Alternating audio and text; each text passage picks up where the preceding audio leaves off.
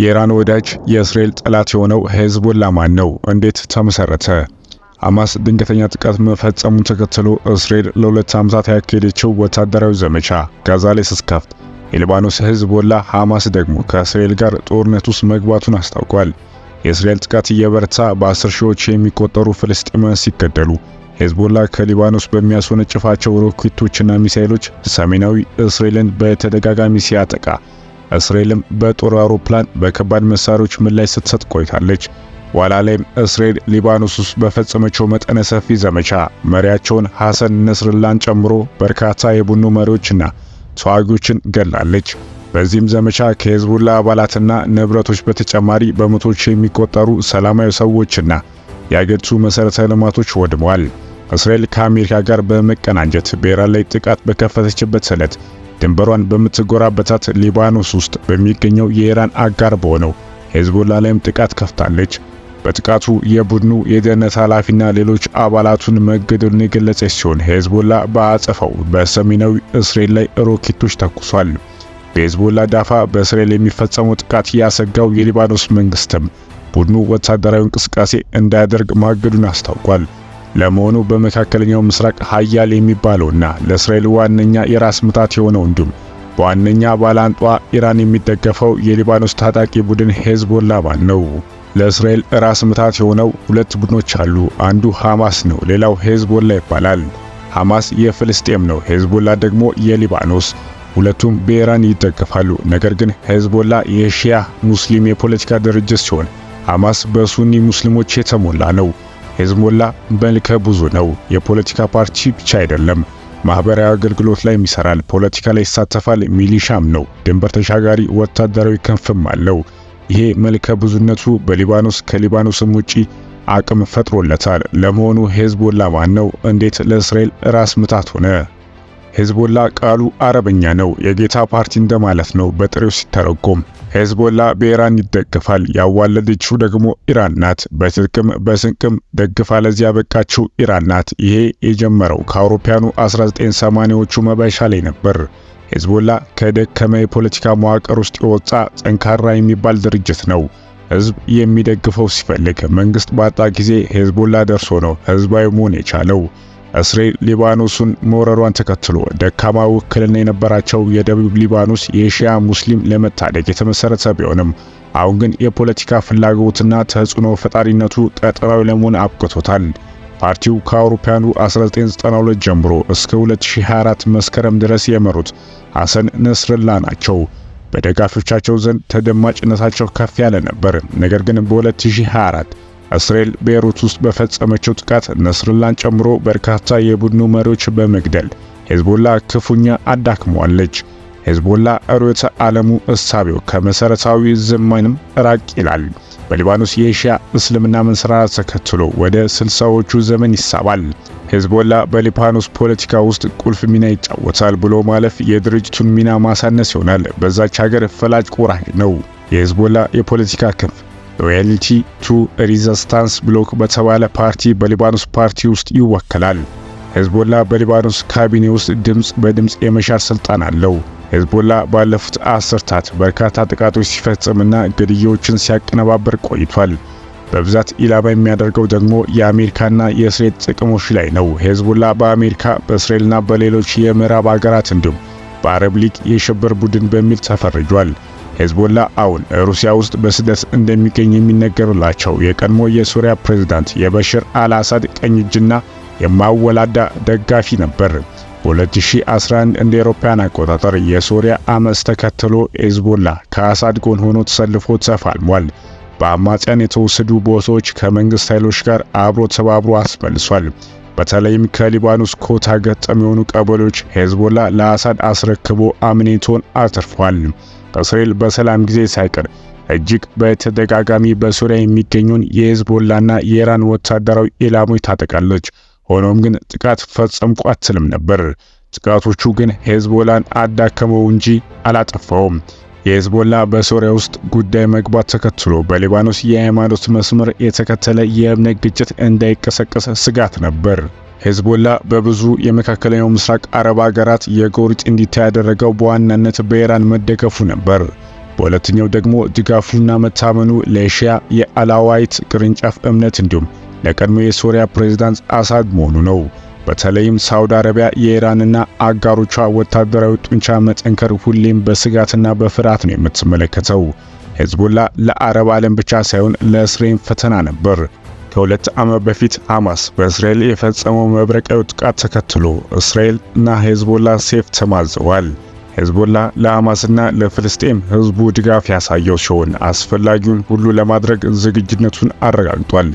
የሄዝቦላ ወታደራዊና ፖለቲካዊ ጥንካሬ እንዲሁም ለሚመካበት በአገር ውስጥ የሰጠው የደህንነት ከለላና ማህበራዊ አገልግሎት በሊባኖስ ተወዳጅ አድርጎታል።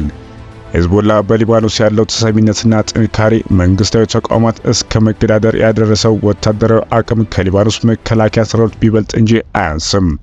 ከፊል ሊባኖስ በፓርቲው ኩራትና መታመን ይሰማቸዋል። በተለይም የሺያ ማህበረሰብ የሆኑት ሌሎች ሊባኖሳውያን ደግሞ ሄዝቦላ ለሊባኖስ አንድነት ጠንቅም ጭንቅም ነው ይላሉ።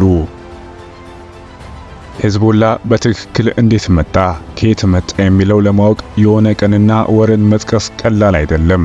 ይሁንና በ1982 እንደ አውሮፓውያን አቆጣጠር እስራኤል ደቡብ ሊባኖስን ስታጠቃ ያኔን ለመመከት በሚል እንደተፈጠረ ይታመናል። በተለይም የሺያ መሪዎች ጥቃቱ በወታደራዊ ምላሽ መመከት እንደሚሹ አምነው ሲወስኑ ድርጅቱ አማል ከሚባል ፓርቲ ተሰንጥቆና ፈንግጦ እንደወጣ ይገመታል። ያኔ አዲስ የነበረው እስላሚክ አማል የሚባለውን ድርጅት ወታደራዊ ድጋፍ ከኢራን አብዮታዊ ዘብ ሲጎርፍለት ወሳኝ ድርጅት ሆኖ ብቅ አለ። እስላሚክ አማል ደግሞ የሺያ ሙስሊም ሆኖ ሄዝቦላ ተወለደ። ድርጅቱ በእስራኤልና በእስራኤል በሚደገፈው እንደ ሳውዝ ሊባኖን አርሚ ባሉ ድርጅቶች ላይ መጠነ ሰፊ ጥቃት አድርሷል። በርካታ ጥቃቶችን አቀነባብሯል። ሄዝቦላ በ1983 እንደ አውሮፓውያን አቆጣጠር በአሜሪካ ኤምባሲና በአሜሪካ ባህር ኃይል ላይ የፈጸማቸው ጥቃቶች በምሳሌነት የሚጠቀሱ ናቸው። በወቅቱ 258 አሜሪካውያንና 58 ፈረንሳውያን በሞቱበት ጥቃት እጅ እንዳለበት ይታመናል። በ1985 እንደ አውሮፓውያን አቆጣጠር ሄዝቦላ በይፋ አሜሪካና ሶቪየት ህብረት ቀንደኛ የእስላሚክ ጠላት ናቸው ብሎ ካወጀ በኋላ እስራኤል ከምድረ ገጽ መጥፋት አለበት ሲል ዝቷል። ይህን ካለ በኋላ እስራኤል በጉልበት የያዘቻቸውን የፍልስጤም መሬቶች ትውጣ በሚል ፕሮግራም ይፋ አድርጎ በመካከለኛው ምስራቅ እንደ አንድ ፖለቲካና ወታደራዊ ኃይል ተመስርቷል። ሊባኖስ ረጅም ዓመታት በእርስ በራስ ጦርነት ውስጥ ቆይታለች። በ1989 እንደ አውሮፓውያን አቆጣጠር ጣይፍ አኮርድ የተባለው ስምምነት ሲፈረም የሊባኖስ የእርስ በራስ ጦርነት ቆመ። በዚህ ስምምነት መሰረት ደግሞ ሁሉም ነፍጥ ያነሱ ጠመንጃቸውን እንዲያስቀምጡ ተባለ። ሄዝቦላ ግን ነፍጥ ይዞ ቆየ። ወታደራዊ ክንፍ እስላሚክ ሬዚስታንስ በሚል ራሱን ቀይሮ ብቅ አለ። ዓላማው የእስራኤል ወረራ ለማስቆም በሚል መሳሪያዎች እንደያዘ ቆየ። ዛሬም ድረስ ጠመንጃ እንደታጠቀ አለ። ሄዝቦላ በ1992 እንደ አውሮፓውያን አቆጣጠር ለመጀመሪያ ጊዜ በሊባኖስ ምርጫ ተሳትፏል። የእስራኤል ኃይል በ2000 እንደ አውሮፓውያን አቆጣጠር ከሊባኖስ ለቆ ሲወጣ ሄዝቦላ ለእስራኤል መውጣት ትልቅ ዕውቅና አገኘ። ይህንን ተከትሎ ነፍጥ እንዲያስቀምጥ በውስጥም በውጭም ቢኮተኮት ይህን እሺ ሳይል ቀረ። ለዚህም የሰጠው ምክንያት እስራኤል አሁንም በሻባና ሌሎች ደቡባዊ ግዛቶች እንዲሁም በድንበር አካባቢዎች መኖሯና ስጋት መሆኗን ነው የገለጸው። በአውሮፓውያኑ 2006 ሄዝቦላ ድንበር ተሻጋሪ ጥቃት በመፈጸም ስምምነቱ የእስራኤል ወታደሮች ገድሎ 2 አግሶ ወሰደ። ይህንንም እስራኤል በማስቆጣቱ ከፍተኛ ወታደራዊ ጥቃት ፈጸመችበት። በምላሹ የእስራኤል የጦር አውሮፕላን በደቡብ ቤሩትና በሄዝቦላ ጠንካራ ይዞታዎች ላይ ድብደባ በመፈጸም 1125 ሊባኖሳውያን ገድሎ ከሟቾቹ ብዙዎቹ ንጹሃን ነበሩ። 34 ቀናት በወሰደው በዚህ ግጭት ሄዝቦላ 4000 ሮኬቶች በመተኮስ 45 ሲቪሎች ጨምሮ በድምሩ 119 የእስራኤል ወታደሮች ገድሏል። ከዚህ ጦርነት በኋላ ሄዝቦላ ይበልጥ እንደተጠናከረ ይገመታል። በዚህም ወቅት አወዛጋቢ የድንበር አካባቢ በሊባኖስ መከላከያና በተባበሩት መንግስታት ሰላም አስከባሪ የሚጠበቅ ሆኗል። ሄዝቦላ እጁ ረዥም ነው። በሊባኖስ ፖለቲካ ላይ ያለው ጥንካሬ ተጽዕኖ አለው። ለዚህም አንድ ጉሉ ማሳያ እንጥቀስ። በ2008 እንደ አውሮፓውያን አቆጣጠር በምዕራባውያን የሚደገፈው የሊባኖስ መንግስት አንድ እርምጃ ወሰደ። በዚህም የሄዝቦላ የግል ቴሌኮሙኒኬሽን መስመርን ቆረጠ። የቤሩት አውሮፕላን ማረፊያ ደህንነት ክፍል ዋና አዛዥ ከኃላፊነቱ አነሳ። ለምን ሲባል ዋና አዛዡ ከሄዝቦላ ጋር ግንኙነት ስለነበረው ተባለ። በዚህም ጊዜ በሊባኖስ ማዕከላዊ መንግስትና በሄዝቦላ መካከል ትልቅ ፍጥጫ ተፈጠረ። ይህን የሊባኖስ መንግስት እርምጃ ተከትሎ ታዲያ ሄዝቦላ ተቆጣ። ቁጣውን የገለጸው አቅሙን በማሳየት ነበር። ዋና ከተማዋን ቤይሩት በከፊል እስከ መቆጣጠር ደርሶ ነበር። ይህ ብቻ ሳይሆን በአገሪቱ የሚንቀሳቀሰው ከሱኒ የፖለቲካ ኃይሎች ጋር ግጭት ውስጥ ገብቶ 80 ሰዎች ተገደሉ። ብቻ በአጭሩ ሊባኖስ ሌላ ዙር የእርስ በራስ ጦርነት ውስጥ ለመግባት ጫፍ ደርሳ ነበር ነገሩ የበረደው። ከዚያ ክስተት በኋላ ነበር ማዕከላዊ መንግስት ሽብርክ ብሎ በካቢኔ ውስጥ ለሄዝቦላ ድምጽ በድምጽ የመሻር መብት የሰጠው።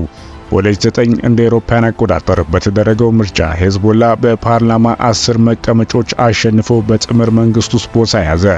በዚህም ዓመት የሄዝቦላ ዋና ጸሐፊ ሼክ ሐሰን ነስርላ አዲስ የፖለቲካ ማኒፌስት ይፋ አደረጉ። በ2011 እንደ አውሮፓውያን አቆጣጠር በሳውዲ አረቢያ ይደገፍ የነበረው ሰዓድ ሐሪሪ ይመሩት የነበረው የሊባኖስ ማዕከላዊ መንግስት ሲፈርስ ሄዝቦላ ራሱን አገለለ። ምክንያቱም 4 አባላት በፕሬዝዳንት ሐሪሪ አባድ ፕሬዝዳንት ረፊቅ ሐሪሪ ግድያ ክስ ተመስርቶባቸው ስለነበር ነው። በ2020 እንደ አውሮፓውያን አቆጣጠር የሄዝቦላ አንድ አባል በረፊቅ ሐሪሪ ግድያ ጥፋተኛ ተብሎ በሌለበት እድሜ ይፍታ ተፈረደበት። ይህ ፍርድ የሰጠው ደግሞ በተባበሩት መንግስታት የሚታገዘው ልዩ የፍርድ ሸንጎ ነበር። ሄዝቦላ በስደት የሚኖሩ ከፍተኛ ሀብት ያካበቱ አባላት በአሜሪካ፣ በአውስትራሊያና በአውሮፓ እንዳሉት ይጠረጠራል። ከዲያስፖራ የሚያገኘው እርዳታ ከፍተኛ የገንዘብ አቅም ፈጥሮለታል። ባለፉት ዓመታት እስራኤል በፈጸመችው ከባድ ጥቃት መሪውንና ሌሎች ከፍተኛ አመራር የተገደሉና ከመቼውም ጊዜ በላይ በከፍተኛ ሁኔታ የተዳከመው ሄዝቦላ አሁን ከእስራኤል ጋር ግጭት ውስጥ ገብቷል። በገንዘብ በስልጣንና በጦር መሳሪያ የምትደግፈው ዋነኛ አጋር የኢራን ጠቅላይ መሪ መገደል ተከትሎ እስራኤል እንደሚጋፈጣት በመዛት ሮኬቶች እየተኮሰባት ነው። እስራኤል በአጸፋ ሊባኖስ ውስጥ በመድፍና በከባድ መሳሪያ ጥቃት እየፈጸመች ይገኛል። ግጭቱ ከተባባሰ አሁንም ሄዝቦላ የእስራኤል ከባድ ጥቃት ኢላማ ሊሆን ይችላል። ከዚህ በኋላ ይጠነከራል ወይስ ይዳከማል? በጊዜ ሂደት የሚታይ ይሆናል።